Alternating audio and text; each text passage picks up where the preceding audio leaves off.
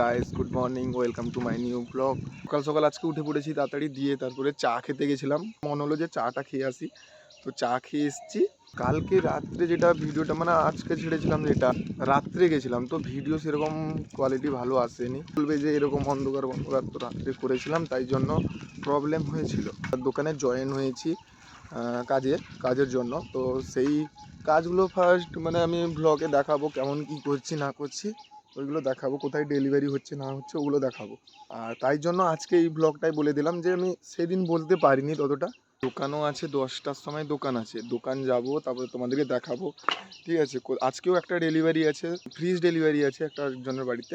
7 mile যাবো, ওইটা কোথায় ডেলিভারি হচ্ছে, কি ডেলিভারি মানে কি ফ্রিজ ডেলিভারি হচ্ছে, তো তোমাদেরকে প্রপার দেখাবো। রেডি বেরিয়ে পড়েছি দোকানে যাবো বলে, তো চলো দোকানে যাওয়া যাক। গাইস, ডেলিভারি দিতে মাল এসছিলাম, তারপরে মানে রাস্তায় দেখলাম জোড়া কালী, মানে শিব মন্দির, এটা জোড়া কালী না, জোড়া শিব মন্দির।